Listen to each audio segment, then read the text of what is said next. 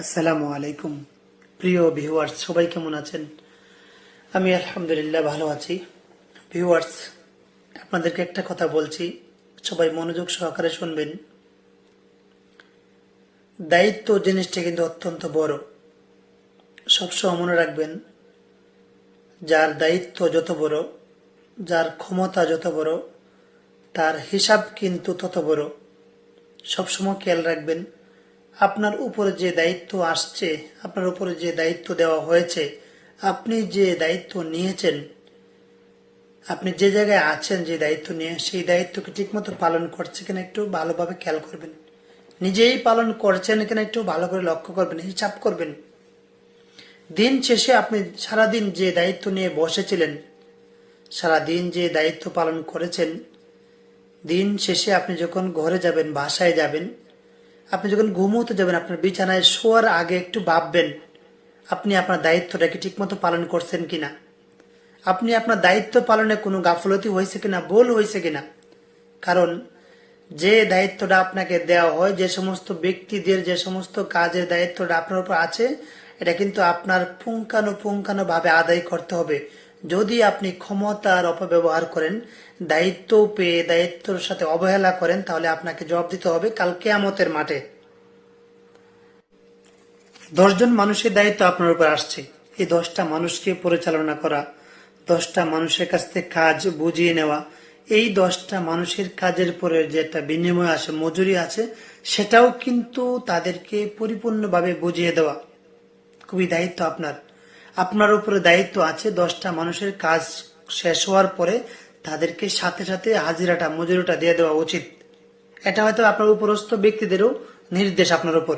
কিন্তু আপনি আপনার দায়িত্বের অবহেলার কারণে আজকে যে সমস্ত ব্যক্তিরা কাজ করেছে, তাদের কাজের বিনিময়টা আপনি তাদেরকে দিলেন না। তারা হয়তোবা এই কাজের মজুরি নিয়ে তারা বাজার করবে, কিছু হাট কেনাকাটা করবে, বা একটা কিছু করবে, ইত্যাদি ইত্যাদি। তাদের খুব প্রয়োজন, কিন্তু আপনি দিলেন না আপনার অলসতার কারণে। এটাও কিন্তু জবাব দিতে হবে। একজন ব্যক্তি মজুরির টাকা দিয়ে খাবার কিনতো, চাল ডাল তেল ইত্যাদি কিনতো, হয়তো বা খেতে হইতো পরিবারের লোকজনের, হয়তো আপনি না দেওয়ার কারণে তাদের কিন্তু কষ্ট হয়েছে। এটার জন্য কিন্তু কাল কিয়ামতের মাঠে আপনাকে জবাব দিতে হবে। প্রিয় ভাই বন্ধুরা, যখন যে জায়গায় থাকেন, যে অবস্থায় থাকেন না কেন, আপনার উপর যে দায়িত্বটা আসে না কেন, অবশ্যই দায়িত্বটা অত্যন্ত গুরুত্ব সহকারে পালন করবেন। মনে রাখবেন, দায়িত্ব আর গুরুত্ব কিন্তু দুইটা বিষয়, দুইটা শব্দ কিন্তু অনেক বড়, অনেক ওজন। গুরুত্ব একটা জিনিস খুবই গুরুত্বপূর্ণ, আর দায়িত্ব জিনিসটা অনেক গুরুত্বপূর্ণ, অনেক ভয়ঙ্কর একটা বিষয় দায়িত্ব। আসলে দায়িত্ব শব্দটা অনেক ভয়ঙ্কর, কঠিন, কিন্তু আমাদের শুনতে কিন্তু সহজ একদম। যে আমি অমুকের দায়িত্ব পেয়েছি, অমুক জায়গায় দায়িত্ব পেয়েছি, অমুক কন্ট্যাক্ট পেয়েছি, এই যে ভাই বিষয়গুলো অত্যন্ত কঠিন। একটা শিক্ষক, একজন হুজুরকে যদি কোনো একটা হেফজখানা দায়িত্ব দেওয়া হয়, তার উপরে অনেক দায়িত্ব, অনেক কঠিন একটা বিষয়, পালন করাটা খুব কঠিন। 10টা ছাত্রর দায়িত্ব দেওয়া হয়েছে। আসলে 10টা ছাত্র যদি এখানে যদি হুজুরে অবহেলা করে, ছাত্রগুলো কিন্তু ভালো হবে না, এলএম থেকে অনেক পিছিয়ে যাবে। একটা মানুষকে যখন একটা ওয়ার্ডের দায়িত্ব দেওয়া, যাকে মেম্বার বলা হয়, তারও কিন্তু উচিত তার ওয়ার্ডের প্রত্যেকটা গ্রামে খোঁজ খবর নেওয়া। একটা অসহায় পরিবার ঠিকমতো খাবার খাচ্ছে কিনা, সে কি সরকারি অনুদান ঠিকমতো পাচ্ছে কিনা, এগুলো খোঁজ নেওয়া উচিত, খোঁজ খবর নেওয়া উচিত।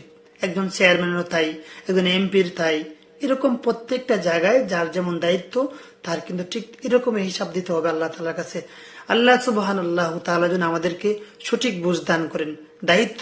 দায়িত্বের ক্ষেত্রে আমরা যেন কখনো অলসতা না করি, অবহেলা না করি। সবসময় যেন আমরা দায়িত্বটাকে গুরুত্ব দিয়ে, গুরুত্ব সহকারে পালন করতে পারি। আল্লাহ যেন আমাদেরকে কবুল করেন।